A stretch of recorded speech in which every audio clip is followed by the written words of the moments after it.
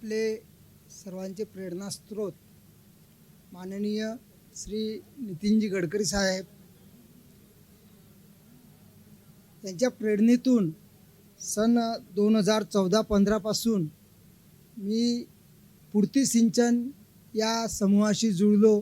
या समूहाचे अध्यक्ष माननीय श्री दत्ताजी जामदार यांच्या मार्गदर्शनामध्ये अनेक माझ्यामध्ये सुद्धा सुधारणा झाल्या आणि माझ्या या कामाला गती मिळाली। तसेच आम्हाला सातत्याने टेक्निकली मार्गदर्शन करणारे वरिष्ठ अधिकारी माननीय जैन साहेब, आज माझ्यासोबत आलेले शाहू कॉलेजचे माजी प्राचार्य व सध्या रेणापूर येथील कॉलेजचे प्रिन्सिपल असलेले श्री अवस्थी सर, आमच्या समूहात आमच्यासोबत काम करणारे आणि सोशली याच्यावरती एक मोठं काम उभं ज्यांनी केलं असे माझे स्नेही श्री अभिभाऊ मार्शेटवार, सन्माननीय मंच आणि आपण सर्व उपस्थित कार्यकर्ते आणि स्वयंसेवकांनो, पाणी हा विषयाचं काम करण्याचं एक सुरुवात थोडीशी 1 मिनटं बाजूला घेऊन या विषयाच्या बोलतो की माझ्या घरच्या नळाला पाणी येत नव्हतं।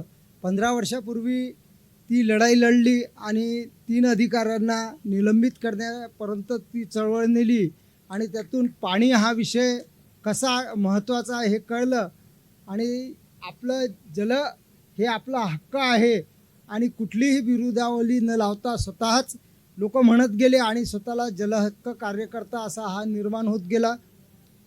अनेक अडचणीतून मात करत करत आम्ही आज या स्तरावर गेलो आहे।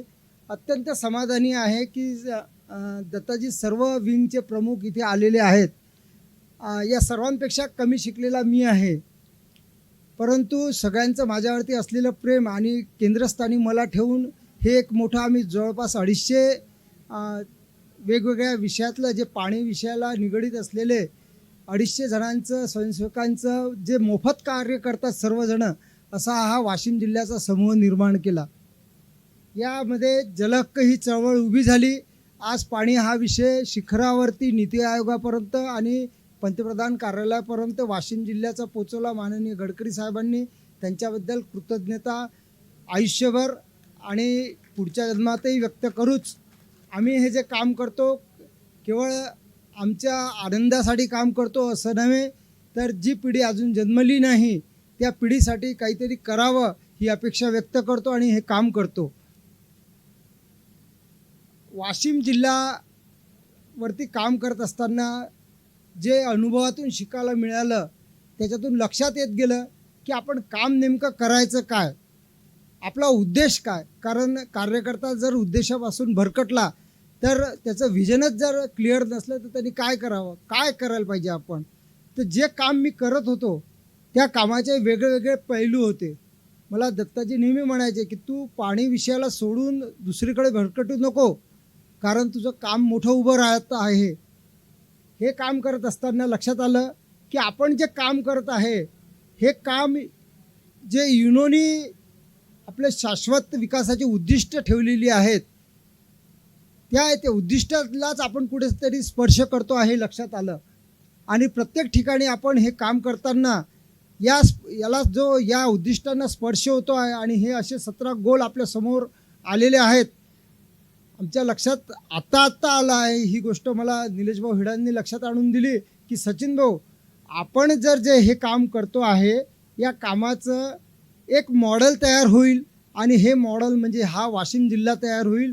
कारण जर भारत गुरुस्थानी न्यायचं आहे तर याचं एक काहीतरी ध्येय असलं पाहिजे की आपण कुठल्या क्षेत्रात काम करायचं। आणि या कामाला वाहता वाहता हळूहळू अनुभवातून आम्ही यापर्यंत पोचलेलो आहोत। शाश्वत विकासाचे उद्दिष्ट ज्यांना जागतिक उद्दिष्ट म्हणून ओळखले जाते, असं सन 2015 मध्ये युनायटेड नेशननी गरिबी समाप्त करण्यासाठी आखले। त्यामध्ये पृथ्वीग्रहाचं संरक्षण करण्यासाठी 2030 पर्यंत सर्व लोक शांतता आणि समृद्धीचा आनंद घेतील याची खात्री करण्यासाठी सार्वत्रिक आव्हान म्हणून स्वीकारलं गेलं। हे संपूर्ण जगाचं एक लक्ष्य ठरलं आणि यात 17 उद्दिष्टे एकात्मिक आहेत. एका क्षेत्रातील कृती इतरांच्या परिणामावरती परिणाम करेल आणि विकासाचे सामाजिक, आर्थिक आणि पर्यावरणीय स्थिरता संतुलित केली जाईल, असं याच्यामधून एक मानसिकता निर्माण झालेली आहे संपूर्ण जगाची. जे सर्वात मागे आहेत त्यांच्यासाठी प्रगतीला प्राधान्य देण्याचे देश वचनबद्ध आहेत. गांधीजी नेहमी म्हणत की सगळ्यात शेवटचा माणूस याच्यासाठी काम केलं गेलं पाहिजे आणि आज संपूर्ण जगाने हे स्वीकारलेलं आहे आमच्या भारतीय महापुरुषाचं की सर्वात शेवटचा जो मार्ग आहे, माणूस आहे, त्याच्या प्रगतीसाठी आम्हाला काम करायचं आहे. ही रचना गरिबी, उपासमार, एड्स आणि महिला मुलींवरील भेदभाव संपवण्यासाठी करण्यात आलेली आहे. संपूर्ण जगाचे एकंदरीत चित्र पाहिलं असता प्रत्येक संदर्भात SDGचे जे काही गोल आहेत साध्य करण्यासाठी सर्व समाजातील सर्जनशीलता, ज्ञान, तंत्रज्ञान आणि आर्थिक संसाधने आवश्यक आहेत. हे झालं सगळं टेक्निकली एक विषय जो आतापर्यंत माहीत नव्हता, परंतु याच्यावरतीच आम्ही काम करत होतो. महाराष्ट्रात सन 2015मध्ये मोदी शासनाने एक चांगला कार्यक्रम आखला आणि महाराष्ट्रातील नव्हे तर संपूर्ण भारतातील 112 आकांक्षित जिल्हे जे सर्व मागासलेले आहे हे चिन्हित केले गेले की हे 112 जिल्हे सगळ्यात 650 जिल्ह्यांपैकी मागासलेले आहेत आणि याच्यावरती काम केल्यानंतर आपण प्रगतीच्या स्पर्धेमध्ये समान राहू. यामध्ये महाराष्ट्रातील 4 जिल्हे आले: नंदुरबार, वाशिम, गडचिरोली आणि उस्मानाबाद. याच्यामध्ये दुर्दैवाने सांगावं लागतं की संपूर्ण भारतामध्ये मागासलेल्या जिल्ह्यांपैकी 7व्या क्रमांकाचा जिल्हा माझा वाशिम आहे आणि महाराष्ट्रातील 2ऱ्या क्रमांकाचा मागासलेला जिल्हा माझा ठरला. या कामामध्ये कुठेतरी आपल्या जिल्ह्यासाठी आपण काम करावं ही अपेक्षा अनेक कार्यकर्त्यांनी बोलून दाखवली. त्यावेळेस आम्ही एक विचार व्यक्त केला की ज्याला जे काम जमतं, ज्याला जे करता येतं, ज्याला जी पॅशन आहे त्यांनी त्यामध्ये काम करावं. कोणाला जर कविता करता येत असेल जिल्ह्याच्या विकासासाठी त्यांनी कविता कराव्या. कुणाला प्रदूषणावरती काम करायचं असेल त्यांनी प्रदूषणांवरती काम करावं. आणि असा हा संपूर्ण 250 जवळपास कार्यकर्त्यांचा घटक एक समूह निर्माण झाला आणि हा मी पुन्हा एकदा सांगेल की हा सर्व मोफतपणे काम करतो. यामध्ये कुठलीही अपेक्षा कोणीही ठेवत नाही. आम्ही दत्ताजी अशा जिल्ह्यातून येतो की 1500 वर्षापूर्वी दुधाच्या सोन्याचा धूर निघायचा, दुधाच्या नद्या वाहिल्या जायच्या असं जे इतिहास म्हणतो, असा गुप्त आणि वाकाटकांचा जो सुवर्ण काळ इतिहासात नोंदविला गेल्या अशा वाकाटकांच्या साम्राज्याची राजधानी असलेल्या वत्सगुल्म नगरीत, या नगरीला पुढे हा आमचा आजचा वाशिम जिल्हा हा संपूर्ण जगात इकॉनॉमीमध्ये त्यावेळेस हा प्रथम क्रमांकावर होता. जो आज आम्ही भारतातल्या मागासलेल्या 7व्या क्रमांकावर आलो. एकेकाळी वाकाटक 1700-1800 वर्षापूर्वी आम्ही संपूर्ण जगामध्ये इकॉनॉमीमध्ये फर्स्ट होतो आणि आज आमची ही परिस्थिती का निर्माण झाली हे इतिहासात नोंदित आहे. मी वाकाटक साम्राज्यावरती थोडंसं संशोधन करतो आहे, त्याच्यावर लिखाण करतो आहे, म्हणून मला याची माहिती नव्याने कळली. आम्ही त्यावेळेस फ्रान्ससोबत, ग्रीससोबत वगैरे आर्थिक व्यवहार करायचो. वत्सगुल्ममधून फरमान निघायचे. अनेक अशा काही शिलालेख वगैरे आहेत. तो आजचा विषय नाही आहे, परंतु आज आम्ही मागासलेल्या पूर्ण मध्य भारताची राजधानी ही त्यावेळेस वत्सगुल्म होती आणि आज आमच्या वाशिमची ओळखही सुद्धा कुठे नाही आहे. वाशिम म्हटलं की कुठेतरी वाशिम मुंबईजवळचं ओळखलं जातं. या भारतामध्ये वाशिम अशा पद्धतीने हा दिसतो आहे की आपल्याला की 6 तालुक्याचा असलेला ही का परिस्थिती निर्माण झाली अशी की 1700-1800 वर्षापूर्वी आम्ही आर्थिक याच्यावर सुबत्तेवर होतो, आज असे का झालो हे विचार करत असताना माझ्यासारख्या जो अल्पशिक्षित व्यक्ती आहे त्याला वारंवार ग्रामीण भागात फिरताना लक्षात आलं की ग्रामीण भागात लोक सांगत होती, दिसत होतं चित्र, एक फार भयानक असं चित्र दिसत होतं. त्या चित्रातून माझ्या निदर्शनात आलं की या संपूर्ण वाशिम जिल्ह्यामध्ये जी परिस्थिती निर्माण झालेली आहे त्याचं मूळ कुठेतरी पाण्यामध्ये आहे.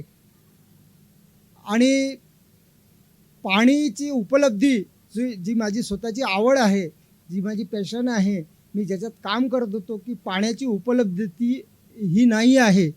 त्यामुळे आम्ही एक अभ्यास केला आणि या अभ्यासातून एक यावर्षी, तसं तर मी सन 2007-08 पासून फिरतोय.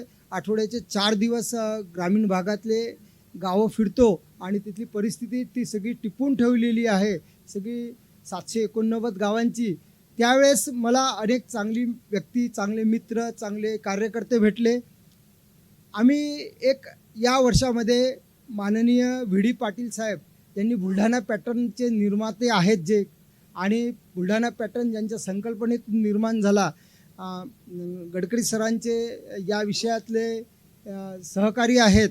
यांनी, पाटील सरांनी आणि मी मिळून 8300 किलोमीटर आम्ही प्रवास केला या उन्हाळ्यामध्ये. आणि या वेळेस सर्व वॉटर बॉडीज आम्ही तपासल्या.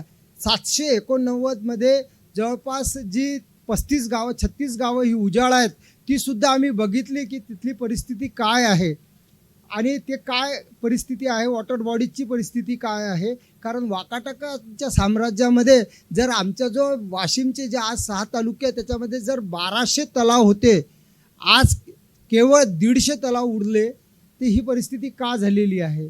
नोंद आहे इतिहासामध्ये, शासकीय नोंद आहे ही. तर मग अशी परिस्थिती, त्याच्यावरती आम्ही एक पूर्ण फिरून तब्बल 1200 पानाचं व्हिजन डॉक्युमेंट्स तयार केलं. केवळ आपण चित्र पाहायचं नाही, बोलायचं नाही, तर आपण काय करू शकतो याचा अभ्यास आपण करायला पाहिजे. म्हणून हे व्हिजन डॉक्युमेंट्स तयार केलं. 29 तारखेला माननीय गडकरी साहेबांनी या वत्सगुल्म राजधानीमध्ये त्याचं विमोचन केलं. आणि सर सध्या या संपूर्ण व्हिजन डॉक्युमेंट्सला अभ्यासात आहेत.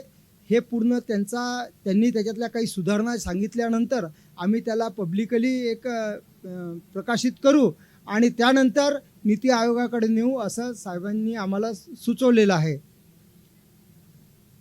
या संपूर्ण व्हिजन डॉक्युमेंट्समध्ये काय काय आपल्याला करायला पाहिजे अशा काही सूचना आम्ही सुचवल्या. त्याच्यामध्ये ती परिस्थिती काय आहे वगैरे याच्यावरती थोडंसं मी विचार करतो आहे.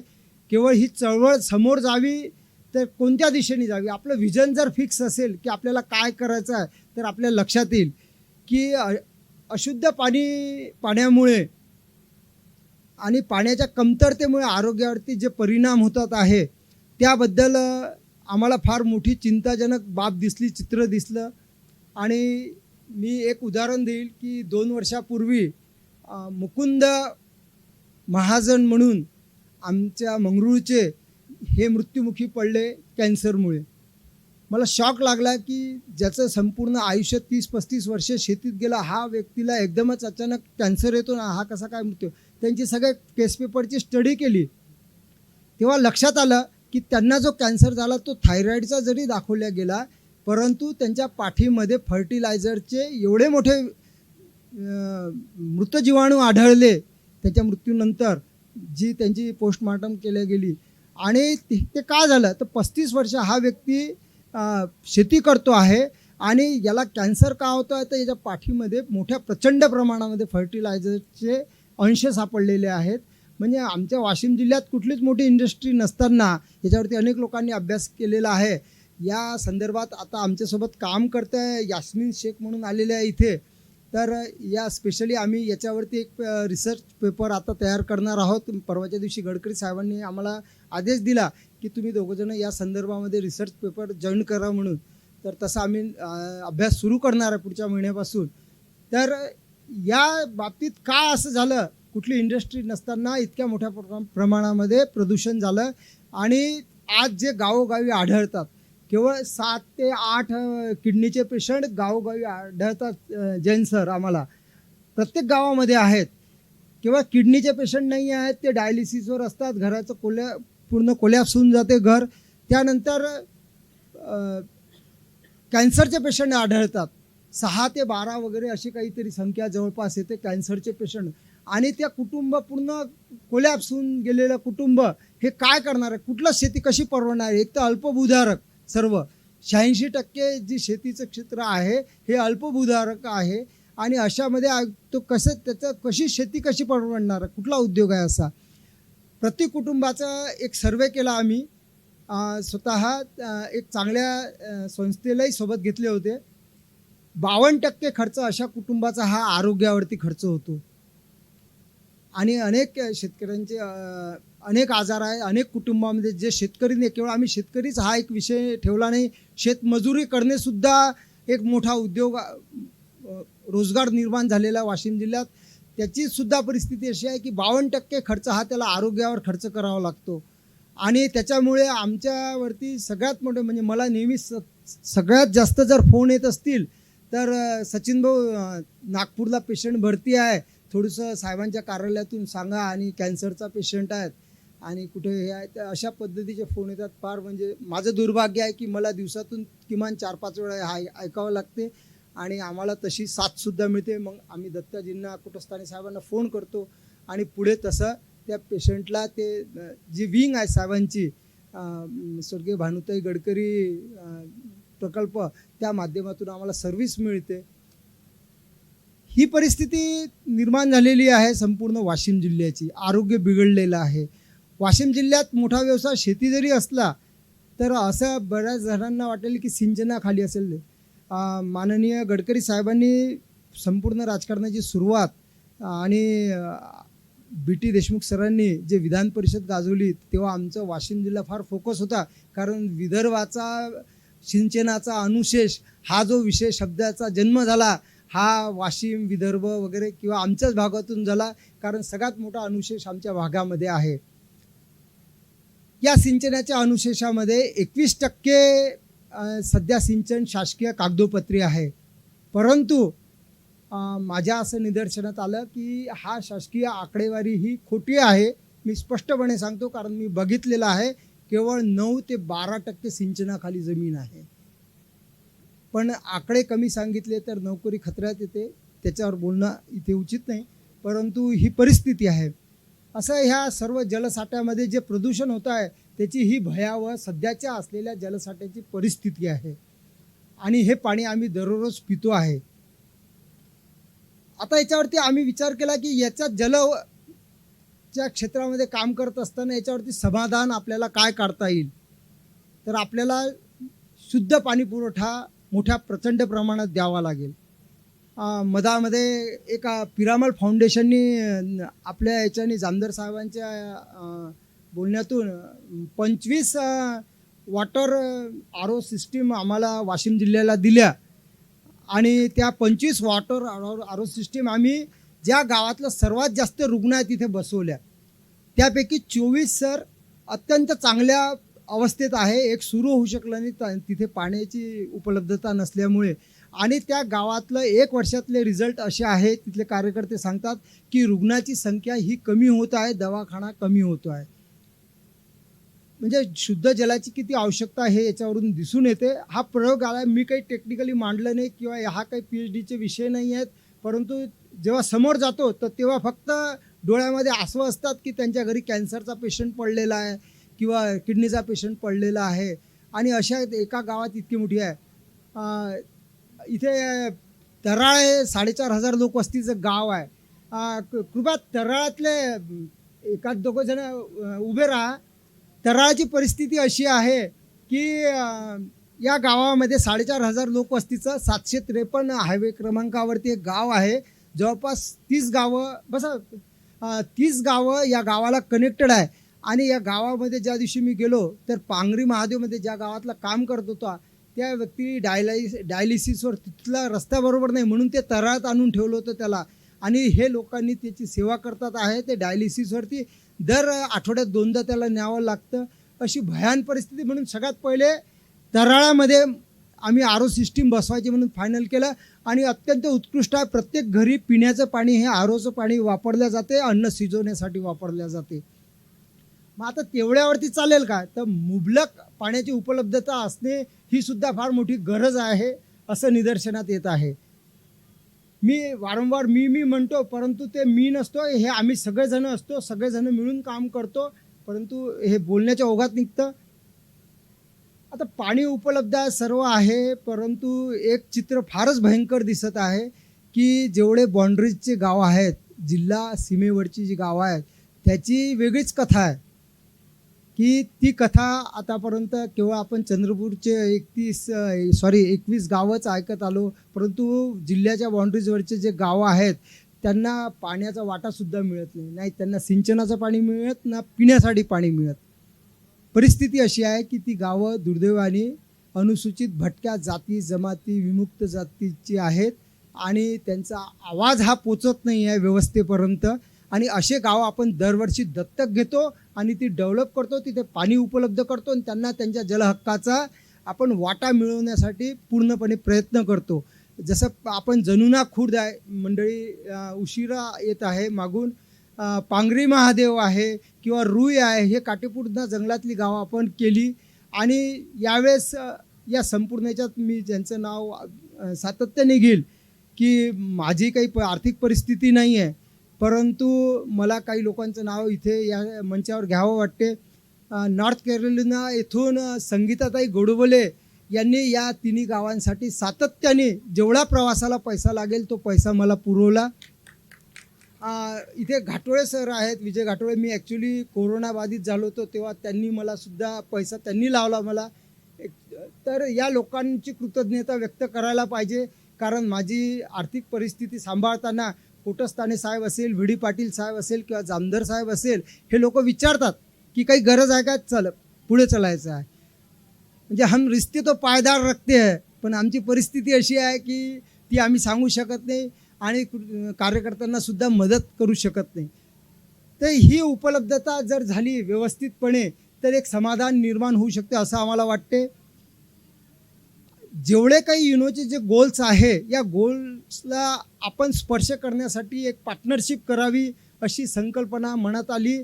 आणि आम्ही ही जी सर्व 240-250 जणांची टीम तयार झाली, हे आपल्या आपल्या याच्यातले शिखरावरचे लोक आहेत.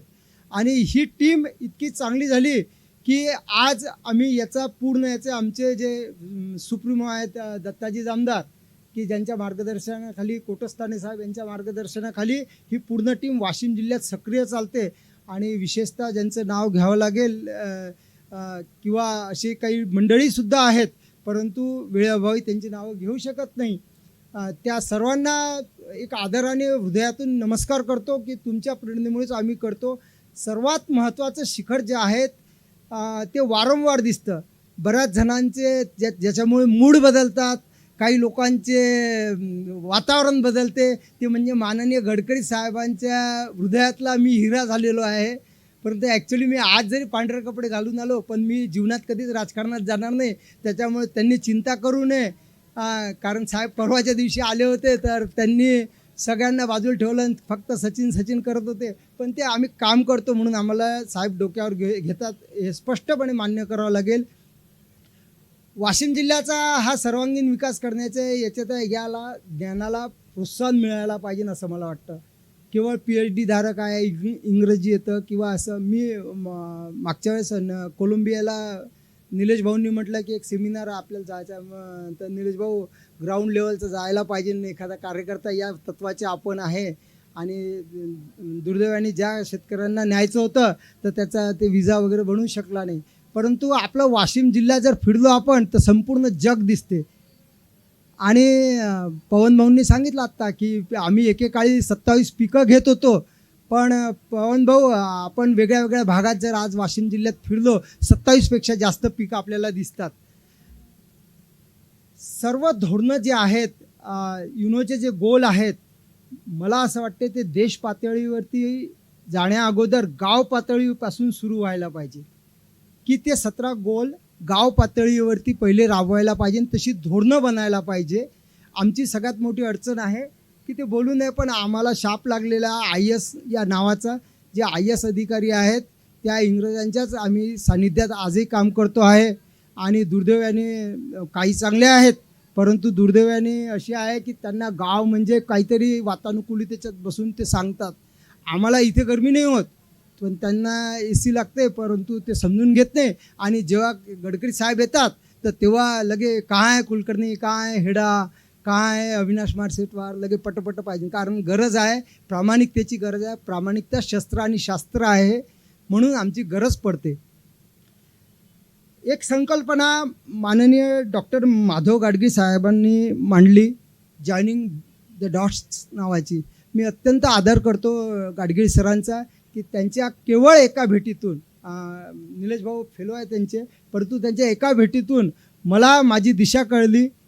अशा गाडगे सरांनी जेव्हा व्याघ्र प्रकल्पाच्या वाघाच्या संख्येवरती चिंता व्यक्त केली होती, त्यावेळेस त्यांनी एक अशा पद्धतीने की आपण बिंदू बिंदू जोडायला पाहिजे, छोटे कामं करायला पाहिजे. ही छोटी कामं झाली तर वाघाचं संरक्षण होईल, ही संकल्पना होती. आणि ही संकल्पना पूर्णपणे मी वाघ बचाव क्षेत्रात काम करत नाही, परंतु मी माझ्या वाशिम जिल्ह्यासाठी उचलली. यासाठी मी असा विचार केला की माझा वाशिम जिल्हा जो आहे, जे 6 तालुके आहे, ही जी मंडळी आहे इथे बसलेली सर्व, मग तो डेअरीमध्ये काम करणारा सुदर्शन सरनाईक असेल, किंवा हेल्थमध्ये काम करणारा, अपघातामध्ये काम करणारा श्याम सवई असेल, किंवा अक्षय मिश्रा बांबूमध्ये काम, ह्या लोकांना बिंदू जोडायचं आणि हे बिंदू आपल्याला सर्व एकत्र आणायची. आणि हे जे जे गोल आहे, हे आपण वाशिम जिल्ह्यात राबवून पाहायचे, दाखवायचे शासनाला, व्यवस्थेला, अशी माझी स्वतःची एक इच्छा आहे.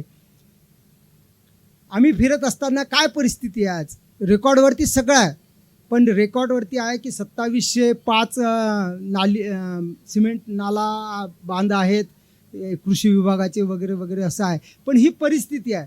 आता याच्यात पाणी कुठून राहील, हे आपण चित्र पाहता, याच्यात पाणी कुठून राहील आणि हे कोणतं जलसंधारण होणार आहे, ही परिस्थिती आहे, कारण याच्यातला गाळ काढल्या गेलेला नाही आहे.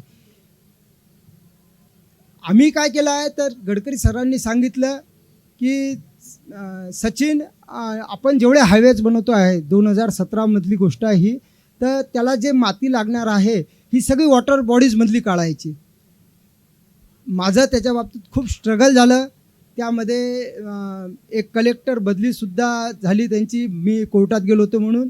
आणि त्याच्यामध्ये एका अधिकाऱ्यांनी साहेबांच्या किमान जाहीर भाषणातून 4 वेळा शिव्याही खाल्ल्या, परंतु व्यवस्था काही सुधारायला तयार नाही. पण आम्ही स्ट्रगल करत गेलो.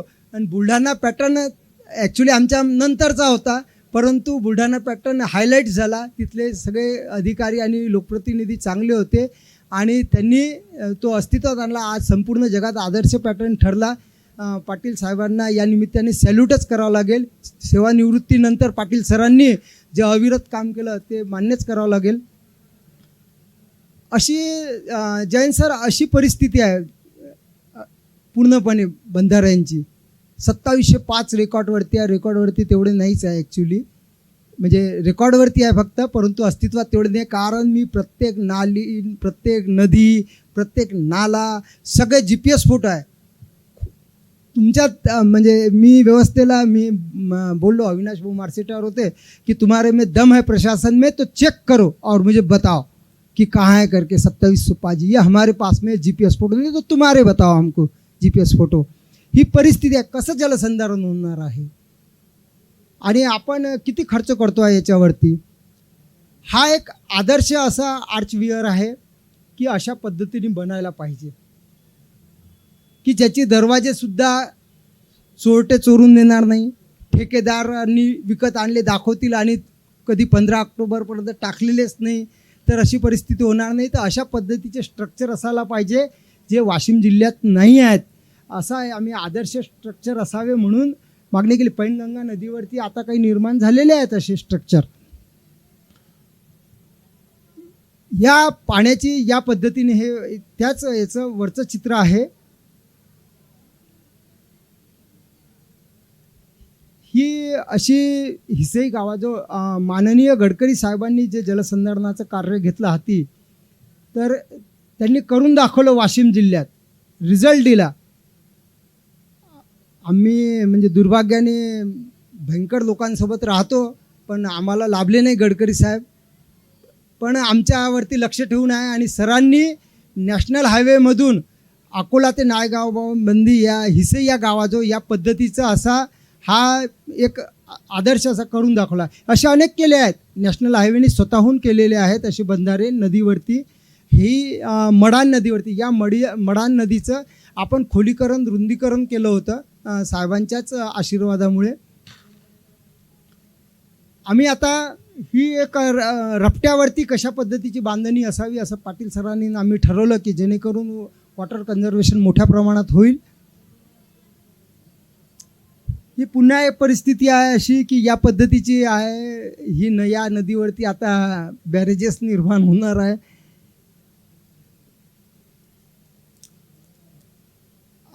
हे कोणतं स्ट्रक्चर आहे हे कृपया जैन साहेबांनी सांगावं, कारण यांना भारतरत्न द्यायचं आमची इच्छा आहे की अशा पद्धतीचे बांधकामं अशा पद्धतीचे हे होत आहे. हे कारंजा तालुक्यातलं आहे परिस्थिती. याचे गेट गायब आहेत. याच्यावरती करोडो रुपये खर्च केले. घाटोळे साहेब इथे मॅपिंग करणारे आहेत तर त्यांना माहिती आहे की याच्यावर खर्च किती झाला. आणि तिथे पाणी पहा, हे चित्र ज्या तारखेचं आहे ती तारीख पहा की कुठल्या तारखेला आहे. जानेवारी महिन्यातलं चित्र आहे आणि अशी परिस्थिती आहे, पाणी नाही आहे आणि याच्यावरती करोडो रुपये, तिथे आकडे सांगू शकत नाही असे हे आहेत. ही एकंदरीत मी वाशिम जिल्ह्याची परिस्थिती दाखवतो. गुगल मॅपवरती पण दिसतं हे परिस्थिती. एक आदर्श गावकरी कसे काम करू शकतात. ॲक्च्युली मी या गावात काम केलेलं नाही आहे, परंतु जे गजानन ठाकरे माझ्यासोबत माझे सहकारी होते, अविभाऊंचे मित्र होते, तर त्यांनी माझ्यापासून प्रेरणा घेतली होती आणि त्यांनी वनतळी तयार केली होती. साखळी वनतळी आहे आणि आज सगळ्यात मोठी जी समस्या आहे की वन्य प्राण्याचा शेतीमध्ये हुडदूस तर हे कसं दूर होऊ शकतं की आपण कशा पद्धतीने करावी की वन्य प्राण्यांना सुद्धा पाणी लागतं, ते शहराकडे येणार कसे नाहीत किंवा गावाकडे कसे येणार नाहीत.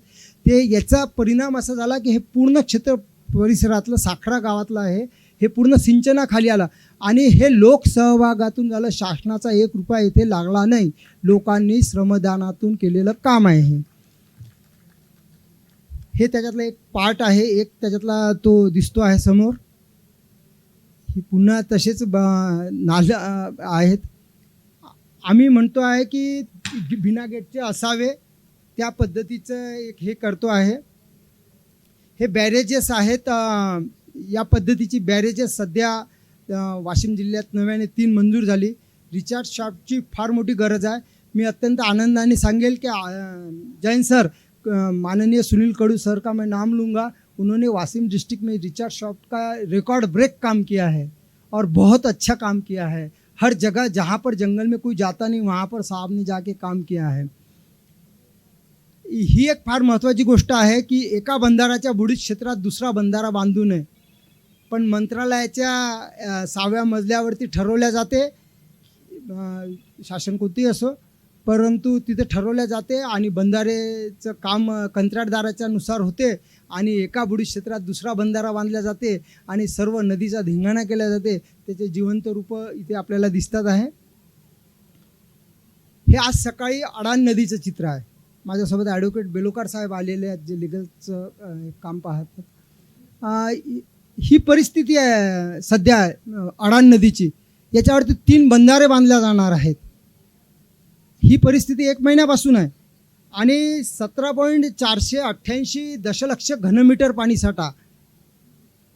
याचे 3 बॅरेजेस बांधल्या जाणार आहे त्याची किंमत 2000 कोटी रुपये आहे. ॲक्च्युली मी याचा पाठपुरावा बॅरेजेसचा मीच केला. श्रेय घ्यायला सर्व लोकप्रतिनिधी आलेत.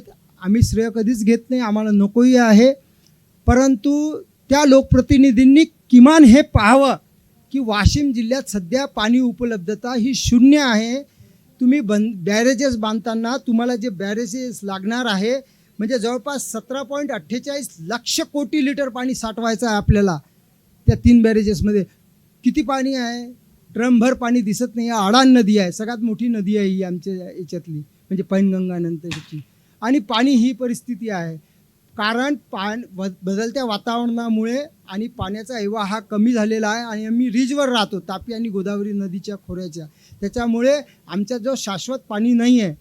ही परिस्थिती असताना अशा परिस्थितीमध्ये तुम्ही बॅरेजेस करताय. म्हणून मी नव्याने मागणी केलेली आहे की याचा अभ्यास केला आणि ॲक्च्युली मी या विषयात कोणी PhD करू इच्छित असेल तर त्यांनी जरूर करावी असं आम्ही अनेक विद्यार्थ्यांना हे करतो आहे की वाशिम जिल्ह्यातल्या आकांक्षित जिल्ह्यात पाणी उपलब्धता कशी असावी त्याच्यासाठी आम्ही फार मोठी माहिती जमा केली आहे. सध्या पैनगंगा नदी आमच्या जिल्ह्यातून जाते 2 तालुक्यातून आणि परिस्थिती अशी आहे की चिंचोली संगम एक जे हिंगोली तालुक्यातलं गाव आहे तिथे एक मोठा म्हणजे पाणीसाठा आहे. सोबतच दिगडी म्हणून एक गाव आहे तिथे मोठा पाणीसाठा आहे. तिथून उचल केल्या जाणार आहे पाण्याची आणि ही इसापूर धरणात म्हणजे ही जे ऊर्ध्व ते निम्न पैनगंगा टप्प्यातील पाणी आहे. तर हा विषय थोडंसं जास्त किचकट आणि तांत्रिक असल्यामुळे मी सरळ सोप्या शब्दात सांगतो की वाशिम जिल्ह्यामध्ये पैनगंगेच्या हक्काचं 200 दशलक्ष घनमीटर पाणीसाठा मिळू शकतो आणि तो पाणीसाठा शासनाने आम्हाला उपलब्ध करून द्यावा. तर सध्या आमचा जो शून्य पाणीसाठा आहे त्याच्यामुळे आम्हाला कुठलेही कामं करायची असेल तर आमचा जो पाणी नाही आहे, आमच्या वॉटर बॉडीजमध्ये पाणी नाही आहे, तर ते पाणी आम्हाला तुम्ही देण्याकरता आम्ही पैनगंगेतून घेऊ शकतो आणि हा आमचा हक्क आहे, नियमानुसार आहे. तर त्याचं 200 दशलक्ष घनमीटर पाणीसाठा आम्हाला उपलब्ध करून द्यावा ही मागणी आमची आहे. आता हा 200 दशलक्ष घनमीटर पाणीसाठा आणल्यावरती केवळ आम्ही तेवढाच अभ्यास केला नाही तर हा डिस्ट्रीब्युशन पूर्ण जिल्ह्यात कसा केला जाईल, सगळ्या नद्यांना आणि सगळ्या नाल्यांना सोबत सगळ्या तलावांना पाणी पूर्ण काठोकाठ मे महिन्यापर्यंत कसं पुरेल याचं हे नियोजन आहे. हे विजन डॉक्युमेंटचं एक लक्ष्य आहे जे तयार केलं होतं आम्ही.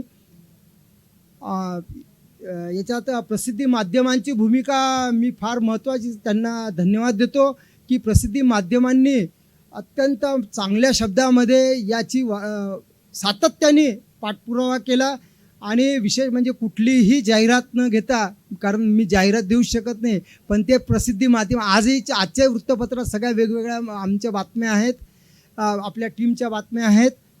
तर त्यांनी याच्यावरती हा प्रश्न मांडला आणि शासनाकडे हा प्रश्न आम्ही आत्ता 4 दिवसापूर्वी इथे बजाज फाउंडेशनचे काटेसाहेब आम्ही गेलो होतो जेव्हा सेक्रेटरींकडे, तर त्यांच्यासमोर हा विषय ठेवला आम्ही आणि त्या पद्धतीने आम्ही 200 दशलक्ष घनमीटर पाणीसाठ्याची मागणी केली.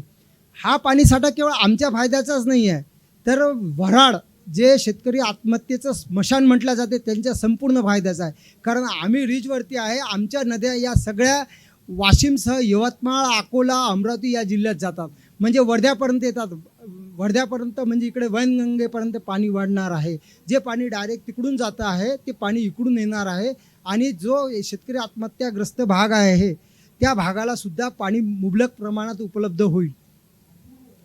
या संपूर्ण याच्यात जे काम करणाऱ्या सगळे माझ्यासोबतचे आहेत त्यांचे तर धन्यवाद कुठपर्यंत द्यायचे हे मी समजूच शकत नाही. आणि याच्यात आपण वाशिम जिल्ह्याचं जे 1700-1800 वर्षापूर्वीचं वैभव होतं ते वत्सगुल्म नगरीला पुन्हा एकदा चांगली, किमान जगाची नव्हे पण किमान देशाची आर्थिक सुबत्ता असलेला जिल्हा आणि आकांक्षितचा जो डाग आहे तो डाग पुसून आपण आकांक्षित जिल्ह्याकडून महत्त्वाकांक्षी जिल्ह्याकडे जाऊया. पाण्याचे अनेक विषय आहेत, जवळपास 30 विषय पाण्याला संबंधित होतात. ते सगळे विषय इथे बोलण्यासाठी वेळ नाही आहे, परंतु बराचसा मी वेळ घेतला. तर मी सगळ्यांना यावेळेस एकच प्रार्थना करेल की माझ्यासोबत आलेले सर्वांनी आणि विशेषतः मला मार्गदर्शन करणारे माननीय जामदार साहेब, कोटस्थाने साहेब आणि या संपूर्ण याच्याला राजाश्रयच नव्हे तर प्रत्येक वेळी मला आधार देणारे माननीय गडकरी साहेबांचे मी धन्यवाद व्यक्त करतो आणि थांबतो. नमस्कार. धन्यवाद सचिन भाऊ. तुम्ही केलेला संकल्प आणि तुमची टीम यांचं कार्य अभिनंदनीय आहे आणि याच्यामधून तुमचं विजन डॉक्युमेंट साकार होणार आहे. विजन डॉक्युमेंटचं जे सूचना साहेबांनी, गडकरी साहेबांनी केली ते आपल्या सगळ्या टीमच्या कामातून तयार हो आणि तो प्रत्यक्ष जमिनीवर साकार हो अशी एक भावना व्यक्त करतो. या वर्कशॉपला वाशिम आणि मंगळूरहून काही जलसेवक, जलहक्क कार्यकर्ते आले. त्यांना या सगळ्या एकंदरीत सचिन भाऊंनी आणि हेडा साहेबांनी, मिश्रा साहेबांनी जी चळवळ उभी केली या चळवळीतून काही मोलाचे अनुभव ज्यांनी घेतले त्यांना मी विनंती करतो. श्रीमती यास्मीन शेख की त्यांना नेमक्या शब्दामध्ये जे आपल्याला चांगलं अनुभवायला मिळालं ते अनुभवाबद्दल 2 शब्द सांगतील. आदरणीय मंच, स्वराज्याचे जनक जाणता राजा छत्रपती शिवाजी महाराज यांना नमन करून मी माझ्या 2 शब्दात सुरुवात करते. आदरणीय सचिनदादा कुलकर्णी यांच्या 250 लोकांच्या टीमसोबत काम करता वेळेस मला जो माझा अनुभव आलेला आहे त्या अनुभवाशी रिलेटेड काही 2 शब्द मी आपल्यासोबत इथे शेअर करणार आहे. मी यास्मीन प्यार मोहम्मद शेख, माझं MSc केमिस्ट्री BEd झालं आहे आणि मी PhD करत आहे ऑर्गॅनिक केमिस्ट्रीमध्ये आणि पार्ट टाईम मी कोचिंग क्लासेस घेत असते. लास्ट काही दिवसांपासून मी सचिनदादासोबत काम करत आहे. या कामानिमित्त जेव्हा दादांसोबत माझा बाहेर जाण्याचा योग आला त्यामध्ये मी असं लक्षात घेतलं की आपला जो निसर्ग आहे, निसर्ग हा आपला एक पालक आहे. तो आपल्याला भरभरून देत असतो आणि एकदम निस्वार्थी भावनेने तो आपल्याला देत असतो आणि तो निसर्ग आपण पूर्णपणे बिघडवून टाकलेला आहे. वायू प्रदूषण, जल प्रदूषण, मृदा प्रदूषण असे कित्येक प्रकारचे प्रदूषण मला पाहावयास मिळाले आणि या प्रदूषणमुळे जो शेतकरी आहे तो शेतकरी पूर्णपणे खचलेला आहे. ज्याच्या समोर पोटाची खळगी भरण्याचा प्रश्न आहे असा शेतकरी आपला जास्तीत जास्त पैसा दवाखान्यामध्ये घालवत आहे आणि त्याच्यावर प्रॉपर त्याला सुविधासुद्धा भेटत नाही आहे असं माझ्या लक्षात आलं. तर आपण बघतो की जो निसर्ग आहे तो जर आपल्याला एवढं भरभरून देत आहे आणि त्याच निसर्गाला जर आपण प्रोटेक्ट केलं, आपण वायू प्रदूषण, जल प्रदूषण आणि मृदा प्रदूषण हे रोखण्यासाठी चॅरिटी बिगिन्स ॲट होम या वृत्तीप्रमाणे प्रत्येकाने आपल्यापासून, आपल्या घरापासून सुरुवात केली तर आपण हे प्रदूषण रोखू शकतो. आज जे लोक किडनी प्रॉब्लेमपासून सफर करत आहेत, ज्यांना कॅन्सर होत आहे, एक्सेसिव्ह फर्टिलायझरचा यूज, एक्सेसिव्ह इन्सेक्टिसाइड, पेस्टिसाइडचा यूज जो शेतीमध्ये होत आहे तो यूज जर आपण थांबवला आणि ऑर्गॅनिक शेतीकडे फोकस केलं तर पवन मिश्रा सरांनी सांगितल्याप्रमाणे आपली जी माती आहे, जी कुपोषित झालेली आहे, ती मातीसुद्धा निरोगी बनेल आणि आपलं वॉटर कन्झर्वेशनसुद्धा प्रॉपरली होईल. परवाला आम्ही नितीन गडकरी साहेबांना जेव्हा भेटलो तेव्हा त्यांनी आम्हाला म्हणाले की तुम्ही वॉटर कन्झर्वेशनवर अजून छान काम करा, मी तुम्हाला विहिरींचं प्रोजेक्ट देतो, तुम्ही इथल्या विहिरी ज्या आहेत त्या प्रदूषण फ्री करण्याचा प्रयत्न करा. कारण की आपला जो शेतकरी आहे तो अनएज्युकेटेड असतो, त्याला एवढं काही माहिती नसल्यामुळे तो शेतामध्ये फर्टिलायझरचा यूज करतो. तेच फर्टिलायझरची हातं घेऊन तो विहिरीमधून पाणी काढतो आणि ते फर्टिलायझर जे आहे ते खतं, त्याच्यामधले केमिकल त्या विहिरीमधल्या पाण्यामध्ये जातात आणि त्या पाण्यामध्ये कार्सिनोजेनिक म्हणजे कॅन्सर कॉझिंग मटेरियल गेल्यामुळे तो शेतकरी कॅन्सरपासून सफर करतो. ज्याने कधी बिडी घेतलेली नाही आहे, गुटखा खाल्लेला नाही आहे, अशाही शेतकऱ्याला कॅन्सरचा प्रॉब्लेम होण्याचं कारण म्हणजे एक्सेसिव्ह यूज ऑफ फर्टिलायझर. असं ॲज अ रसायनशास्त्र अभ्यासक म्हणून मला इथे सांगावं असं वाटते.